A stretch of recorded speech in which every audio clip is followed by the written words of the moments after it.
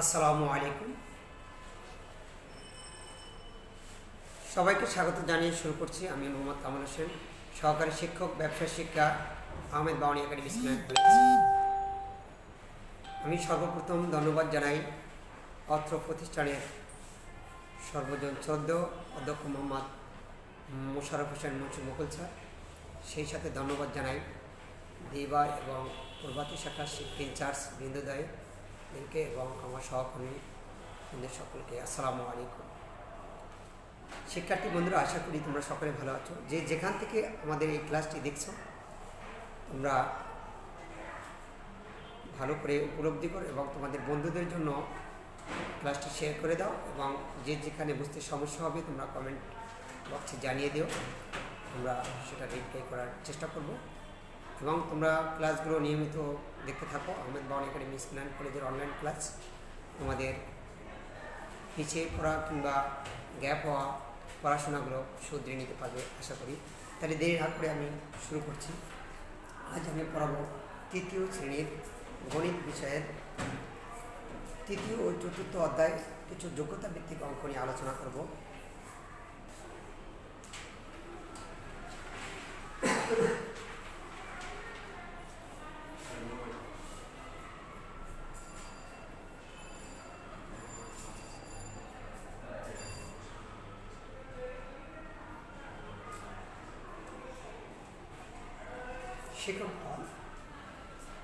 এই পাঠ শেষে শিক্ষার্থীরা বয়সের সমষ্টি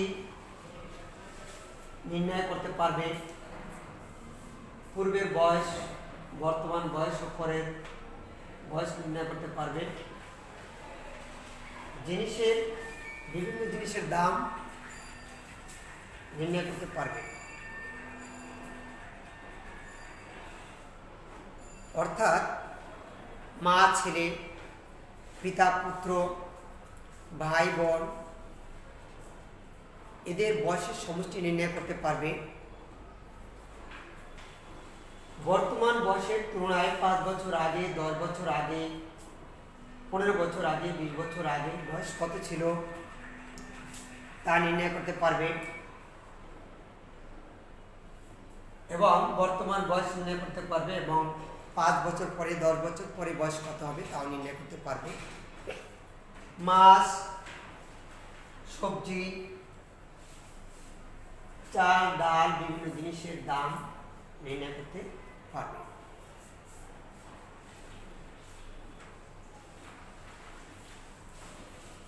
আজকের পাঠ যোগ, বিয়োগ ও গুণ সংক্রান্ত যোগ্যতা ভিত্তিক অঙ্ক। আমি প্রথমে একটি অঙ্ক নিয়ে এসেছি। ছেলের বয়স 18 বছর এবং মায়ের বয়স 52 বছর। ছেলের বয়স 18 বছর, মায়ের বয়স 52 বছর। এটা আমাদের উদ্দীপক।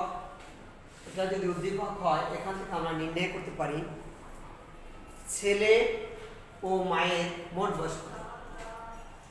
দুইজনের বয়স একত্র করলে যা হবে সেটাকে বলা হয় মোট। ছেলে ও মায়ের মোট বয়স কত, ছেলে ও মায়ের বয়সের সমষ্টি কত বা বয়সের যোগফল কত, একই কথা।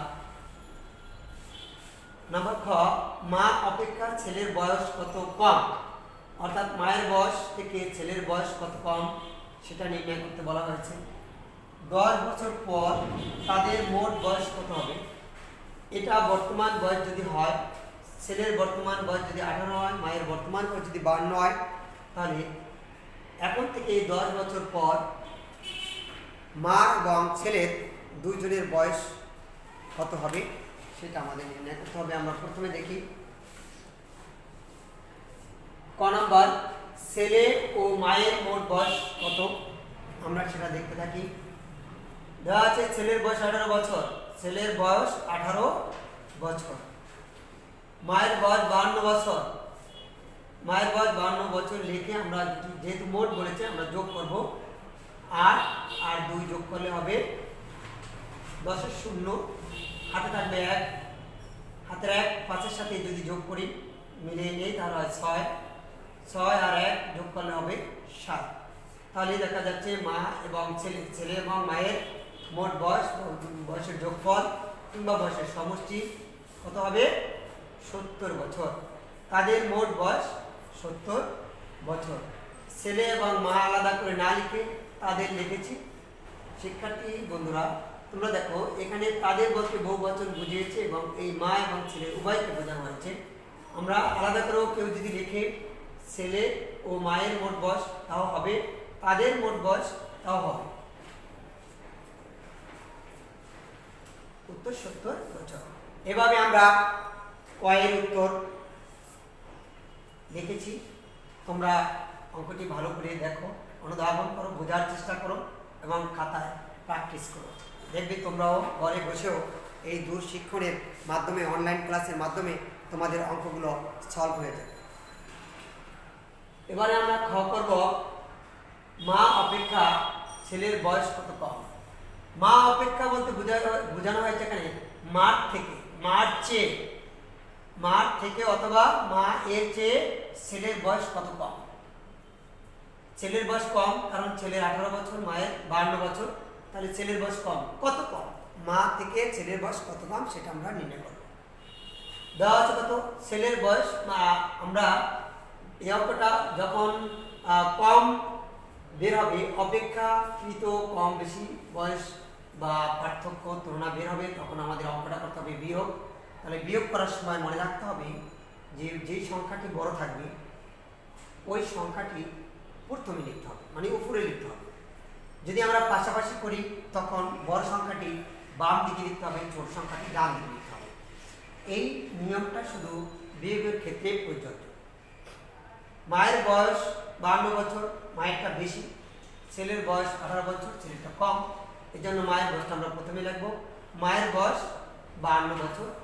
একটু স্পেস নিলাম এই জন্য যাতে লেখাটা পারফেক্টলি বসে। ছেলের বয়স 18 বছর। আমরা মনে রাখবা যে এভাবে সোজা সোজা করে লিখতে হবে, মানে বরাবর করে সংখ্যাগুলো লিখতে হবে, তাহলে যোগ এবং বিয়োগ করতে সুবিধা হবে, শিক্ষকের বুঝতেও সুবিধা হবে, তোমাদের শিখতেও সুবিধা হবে।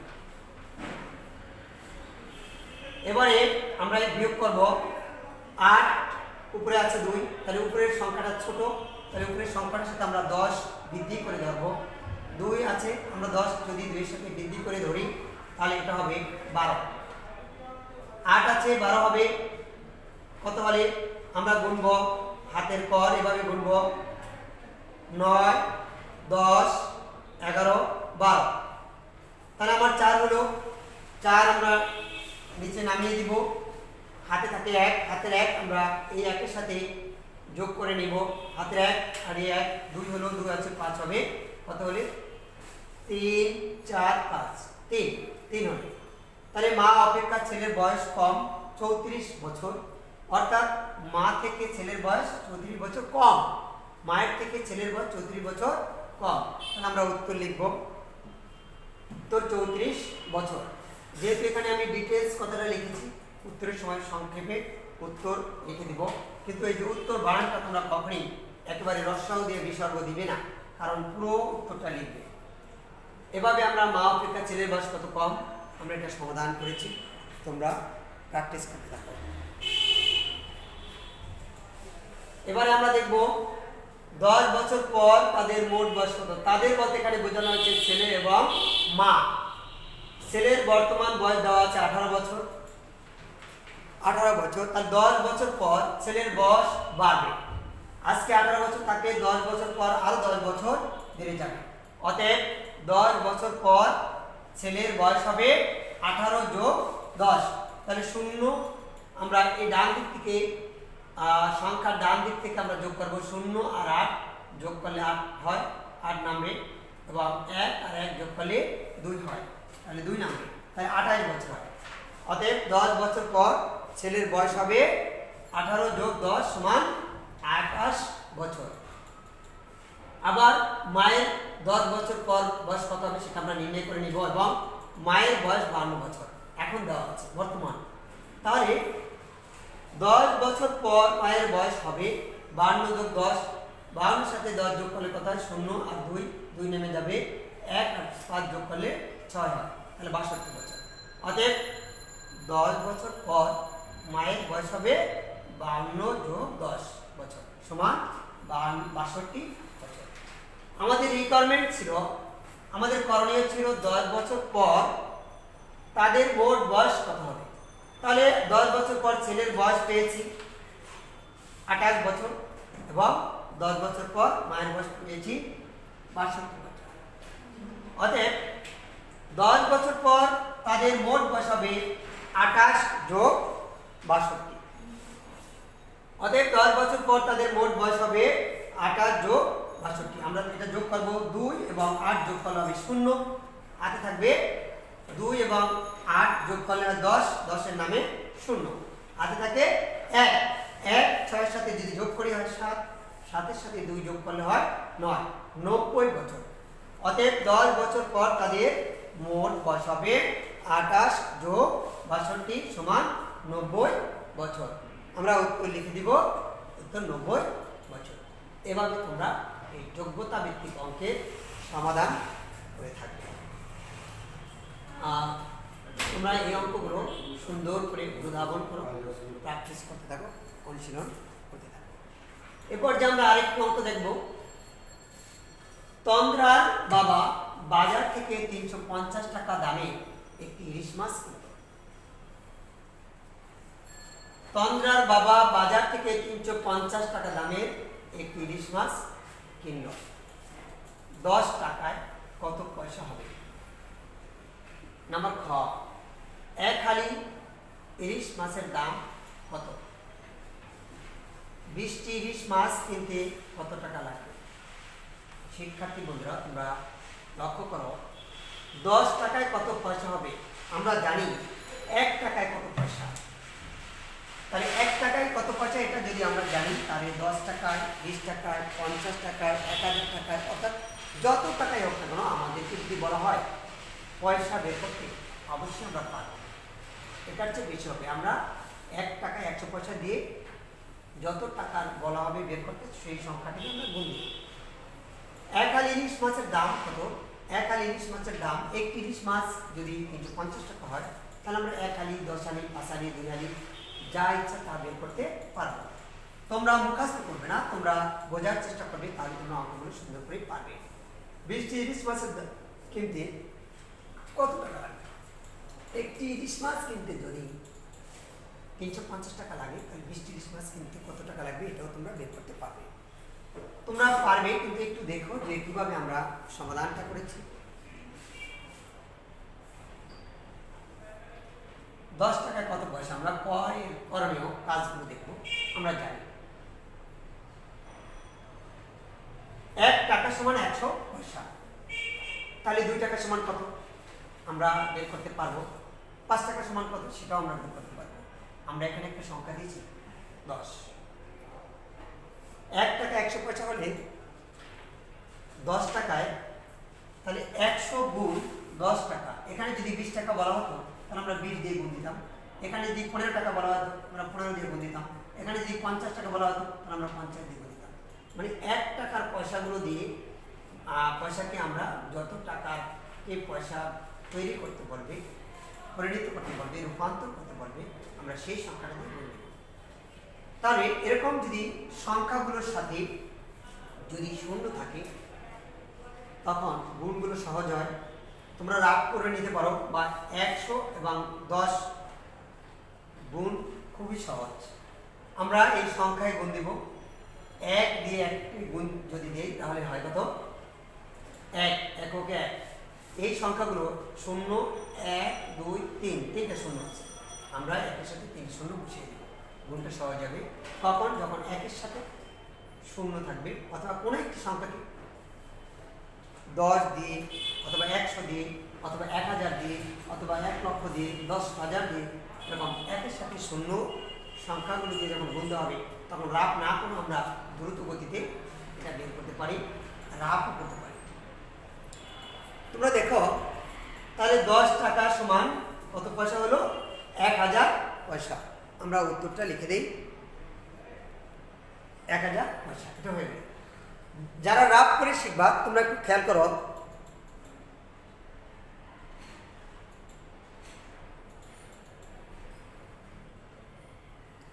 যারা রাফ শিখবা তোমরা একটু খেয়াল করো, আমি একটু রাফটা তোমাদেরকে দেখাচ্ছি যে আমরা কিভাবে রাফ করতে পারি। তোমরা এই অঙ্কটার একটু রাফটা একটু দেখো, যেহেতু যারা রাফ করবে তারা এরকম সাইডে রাফ করবে, এরকম একটি দাগ দিবা, দাগ দিয়ে প্রথমত এরকম লিখবা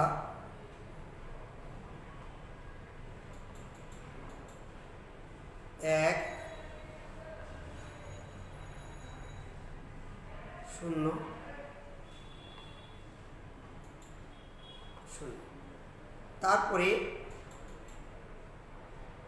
এক শূন্য, এখানে একটি গুণ চিহ্ন দিবা,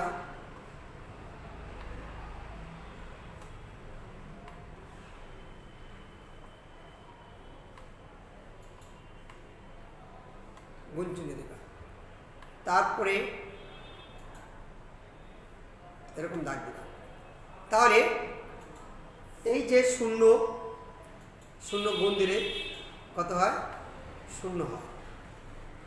শূন্য শূন্য দিয়ে শূন্যের গুণ দিলে শূন্য হয়। শূন্য দিয়ে একের গুণ দিলে শূন্য হয়। প্রথম যে শূন্য, এই শূন্য দিয়ে আমরা গুণ দিয়েছি, তিনটে শূন্য হলো।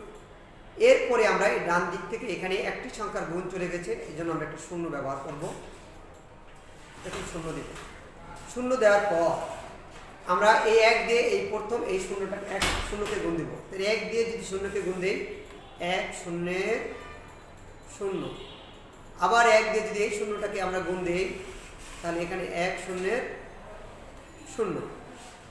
এরপরে এক দিয়ে যদি আমরা একের গুণ দিই, এককে এবারে আমরা যোগ করব, এবার আমরা যোগ করব।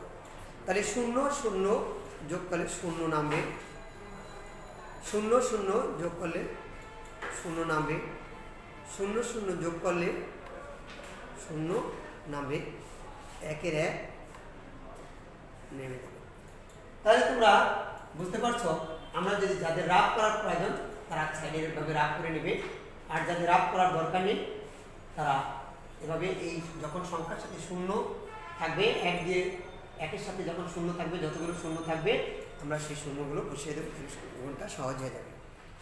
তাহলে আশা করি তোমরা গুণটা খুব সুন্দর করে বুঝতে পেরেছ।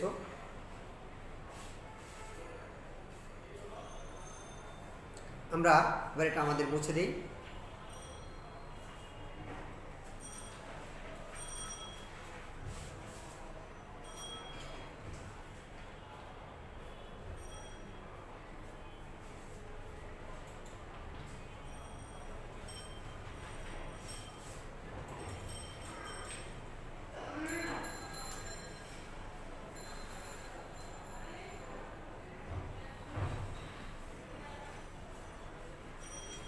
তোমরা অঙ্কগুলো খুব সুন্দর করে প্র্যাকটিস করতে থাকবে, বোঝার চেষ্টা করবে, দেখবে তোমরা এই অঙ্কগুলো দেখে তোমাদের অঙ্কগুলো সম্পূর্ণভাবে শিখতে পারবে।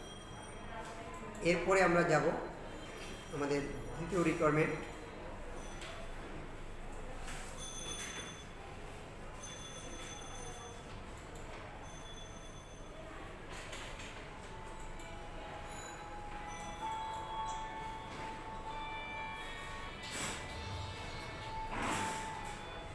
এরপর যে তাহলে আমরা কয় রিকোয়ারমেন্ট দেখে ফেলছি, এরপরে আমরা ক রিকোয়ারমেন্ট দেখি। এক হালি ইলিশ মাছের দাম কত? আমরা জানি যেহেতু আমাদের প্রশ্নের মধ্যে দেওয়া আছে একটি ইলিশ মাছের দাম, তাহলে আমাদের এখানে এক হালি ইলিশ মাছের দাম বের করতে হবে। তাহলে এক হালি সমান কয়টি আমরা জেনে আসি। এক হালি সমান 4টি। আমাদের দেওয়া আছে একটি ইলিশ মাছের দাম 350 টাকা, তাহলে 4টি ইলিশ মাছের দাম কত? আমাদের 4টি ইলিশ মাছের দাম 350 গুণ 4। 4 দিয়ে যদি শূন্যকে গুণ করি, 4 শূন্য শূন্য, 4 দিয়ে 5কে গুণ করলে 4 5 20, 20 শূন্য, হাতে থাকবে 2। 4 দিয়ে 3কে গুণ করলে 3 4 12, হাতে দিয়ে যোগ করলে 14। অতএব 4টি ইলিশ মাছের দাম 1400 টাকা। সুতরাং এক হালি ইলিশ মাছের দাম 1400 টাকা। উত্তর 1400 টাকা। এভাবে আমরা ক্রয় রিকোয়ারমেন্ট করেছি। এক সংখ্যা যেগুলো এক সংখ্যা যদি গুণক হয় তখন এটা রাফ করার দরকার নেই। দুই সংখ্যা থেকে উপরের দিকে বেশি হলে আর কি, দুইয়ের বেশি অধিক, দুই বা ততোধিক সংখ্যা যদি গুণক হয় তখন আমরা এটা রাফ করে দেখাবো। আমরা গ নম্বর রিকোয়ারমেন্ট একটু দেখি। 20টি ইলিশ মাছের দাম কিনতে কত টাকা লাগবে? একটি ইলিশ মাছের দাম 350 টাকা, অর্থাৎ 20টি ইলিশ মাছের দাম কত হবে? 350 গুণ 20, অর্থাৎ 20টি ইলিশ মাছের দাম হবে। আমরা যদি রাফ করি তাহলে আমরা এই সাইডে যদি রাফ করি তখন আমরা দেখতে পাই যে শূন্য দিয়ে যদি এখানেও সংক্ষেপে গুণটা আমরা প্রথমে দেখাই। 2 দিয়ে যদি 5কে গুণ করি, এই যে 20-এর সাথে একটি শূন্য, 350 সাথে একটি শূন্য, আমরা দুইটি শূন্য প্রথমে বসাই দেব। বসানোর পর 2 দিয়ে যদি 5কে গুণ করি, 5 দিয়ে 10, 10-এর শূন্য, হাতে থাকে 1, 2 দিয়ে 3কে গুণ করি, 3 দিয়ে 6, আর হাতে রাখে 7,000 টাকা। যারা রাফ করবে তারা সাইডে রাফ করে নেবে, 350 করে দিবে এবং 20 নিচে দিয়ে গুণ করবে। আমি পূর্বে যে রাফটা দেখিয়েছি ওইভাবে রাফটা করে তোমরা গুণগুলো সম্পন্ন করবে। এবার আমরা উত্তর লিখে দেব 7,000 টাকা। একটি ইলিশ মাছের দাম 350 টাকা করে, 20টি ইলিশ মাছের দাম 7,000 টাকা। এভাবে আমরা অঙ্কগুলো করব। এবারে তোমাদেরকে কিছু কাজ দেই। 4টিতে 1 হালি হলে 5 হালিতে কতটি বা কতগুলো হবে? এটা তোমরা বের করো সহজ। 4টিতে 1 হালি, অর্থাৎ 1 হালি সমান 4টি, 5 হালিতে কতটি? এটা তোমাদের একটু বুদ্ধিদীপ প্রশ্ন। তাহলে এক হালিতে 4টি, অর্থাৎ 5 হালিতে 4 গুণ 5, 20টি হবে। দলীয় কাজ। একটি ইলিশ মাছের দাম 350 টাকা হলে 1 হালি ইলিশ মাছের দাম কত হবে? তাহলে 1 হালি সমান কত? 4টি। তাহলে একটি ইলিশ মাছের দাম 350 টাকা, 4টি ইলিশ মাছ দাম হবে 350 গুণ 4। সেক্ষেত্রে তোমরা 350কে 4 দিয়ে গুণ দিয়ে যা হবে সেটা লিখে দেবে, নিচে লিখে দিবে। সুতরাং 4টি ইলিশ মাছের দাম যে গুণফল যেটা বের হবে সেটা তোমরা লিখবে, 1400 টাকা। এটা আমরা করেছি, এই জন্য করে দিলাম না, আমাদের অঙ্কের রিকোয়ারমেন্ট তোমাদের এটা ছিল।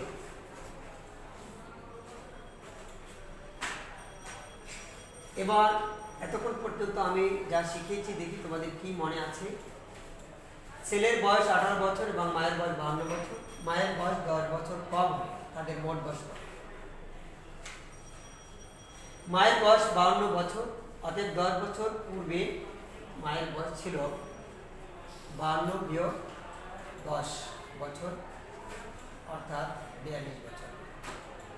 অর্থাৎ কম বয়সটা কখন ছিল? বর্তমান বয়সের আগেই তার বয়স কম ছিল। সেই ক্ষেত্রে আমরা 10 বিয়োগ করে নিয়েছি সেজন্য। তাহলে মায়ের বয়স এখন কত হবে? 10 বছর কম হলে মায়ের বয়স হয়, মায়ের বয়স 10 বছর কম হলে তাদের মোট বয়স হবে, ছেলের বয়স 18 বছর, মায়ের বয়স 42 বছর। 18 ও 42 যোগ করলে হবে 60 বছর। উত্তর 60 বছর। এবার তোমরা সলভ।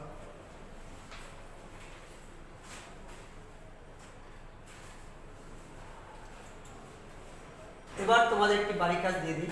ছেলের বয়স 15 বছর এবং মায়ের বয়স 40 বছর। আমি যেই অঙ্কটি করেছি ঠিক সেই অঙ্কটি দিয়েছি, শুধুমাত্র সংখ্যায় চেঞ্জ করে দিয়েছি। তোমরা এই অঙ্কটা খুব সুন্দর করে দেখে বুঝে প্র্যাকটিস করে তারপরে বাড়ির কাজটা নিজেরা করার চেষ্টা করবে। আশা করি তোমরা পারবে। ছেলে ও মায়ের মোট বয়স কত, অর্থাৎ দুইটা যোগ করতে হবে। ছেলের বয়স অপেক্ষা মায়ের বয়স কত বেশি, অর্থাৎ আগের অঙ্কটার মধ্যে ছিল কম, এবার বেশি। মায়ের বয়স উপরে দিয়ে ছেলের বয়স নিচে দিয়ে বিয়োগ করবে। কাজ একই, শুধু লেখাটা একটু ভিন্ন। এখানে কমের জায়গায় বেশি লিখবে। 10 বছর পূর্বে তাদের মোট বয়স কত ছিল। দুইজনের বয়স পূর্বের অঙ্কটার মধ্যে আমরা যে অঙ্কটা পড়িয়েছি সেখানে ছিল 10 বছর পরের বয়স বের করতে বলেছি, মানে যোগ করেছি। এবার 15 থেকে 10 বিয়োগ করে নিব এবং 40 থেকে 10 বিয়োগ করে নিব, তারপরে যোগ করব। এভাবে তোমরা বর্তমান বয়স, পূর্বের বয়স, পরের বয়স, বিভিন্ন জিনিসের দাম নির্ণয় করতে পারবে আশা করি। তার শিক্ষার্থী বন্ধুরা, আজ এ পর্যন্তই থাকবে। দেখা হবে আবার পরবর্তী ক্লাসে। তোমাদেরকে ধন্যবাদ জানিয়ে আজ আমি এখানে শেষ করছি।